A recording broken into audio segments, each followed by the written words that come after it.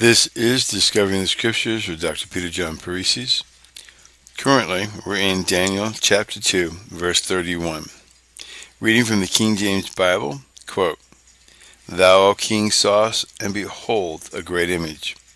This great image, whose brightness was excellent, stood before thee, and the form thereof was terrible." Unquote. Now, continuing on, let us go ahead and read this verse in context. Reading this in context, this verse is from the paragraph starting with Daniel chapter 2, verse 31, and going down and finishing through Daniel 2, verse 35. Reading from the King James Bible, quote, "Thou, O king, sawest, and behold, a great image. This great image, whose brightness was excellent, stood before thee, and the form thereof was terrible. This image's head was of fine gold, his breast and his arms of silver, his belly and his thighs of brass, his legs of iron, and his feet part of iron and part of clay. Thou sawest till that a stone was cut out without hands, which smote the image upon his feet that were of iron and clay, and brake them in pieces. Then was the iron, the clay, the brass, the silver, and the gold broken to pieces together, and became like the chaff of the summer threshing floors, and the wind carried them away, that no place was found for them. And the stone that smote the image became a great mountain, and filled the whole earth." Unquote. Now let's read the Young's Literal Translation for the verse we're studying. Quote, "Thou, O king, was looking, and lo, a certain great image. The image is mighty, and its brightness excellent. It is standing over against thee, and its appearance is terrible." Unquote.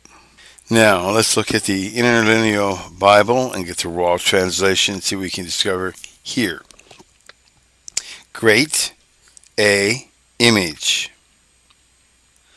Now that's masculine singular. And behold, we're watching. Remember, that's a quell participle, so casually.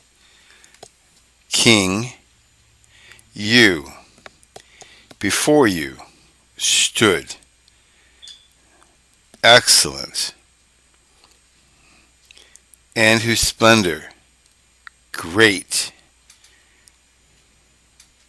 This image, and we know it's one image because it says masculine singular, was awesome. And its form. So that's the raw translation of it. We got a little bit from that, but let's go ahead and parse this out now. "Thou, O king, sawest, and behold, a great image. This great image, whose brightness was excellent, stood." Let's parse that Aramaic word for stood. It is a PL participle, PL stem, casual, participle aspect, to be. So stood before thee, and the form thereof was terrible. Let's look at the Aramaic word for therefore was terrible. It is a PL stem and a PL participle. So we have a casual action, and the PL participle aspect represents an action or condition and its unbroken continuity. So basically, you put to be in front of this. So we have pretty much straightforward what we see and what we read on this verse. Let's go ahead and take a look at the commentaries and see what we can draw from there. Reading John Gill's commentary, quote, "Thou, O king, sawest, or wast seeing, not with the eyes of his body, but in his fancy and imagination. As he was dreaming, he thought he saw such an image, so it seemed to him as follows. And behold, a great image, or one great image, not painted, but a massive statue made of various metals, as it afterwards declared, such, though not so large as this, as the king had been used to see, which he had in his garden palaces, and which he worshipped. But this was a monstrous size, a perfect colossus, and but one, though it consisted of various parts. It was in the form of a great man, as the former commentaries have observed, and represented each of the monarchs of this world governed by men, and these being expressed by an image show how vain and delirious, how frail and transitory are the kingdoms of the earth and the glory of them.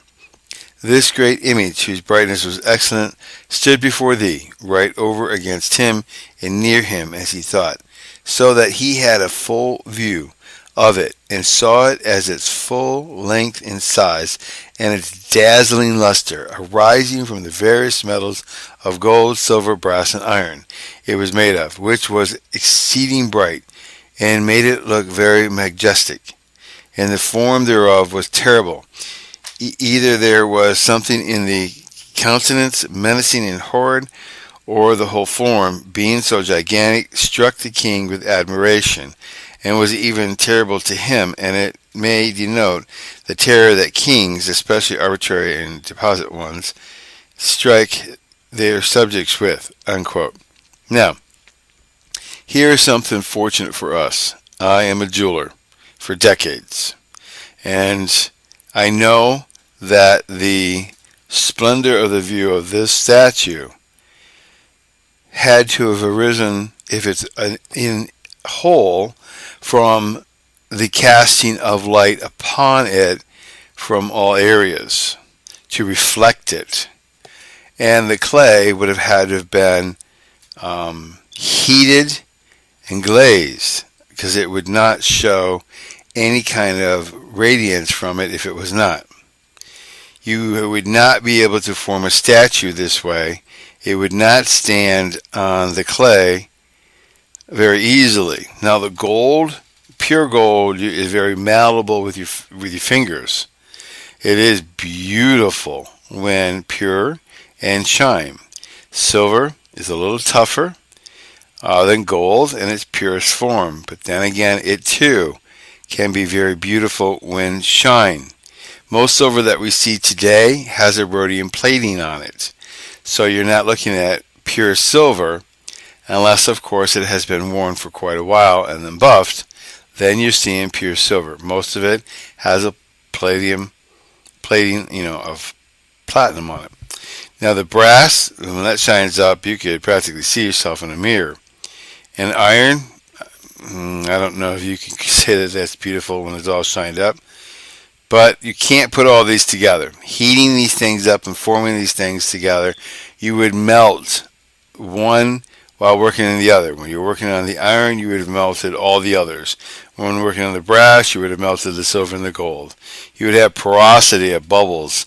You would have so many problems trying to put this thing together. So basically, this is probably made, fitted together. In this case, it was just a dream, so it can have any impossibilities with no problem. Well, we're going to have to continue on to see what's going on with this and to see what the interpretation of it is as we go further into the discovery in the scriptures.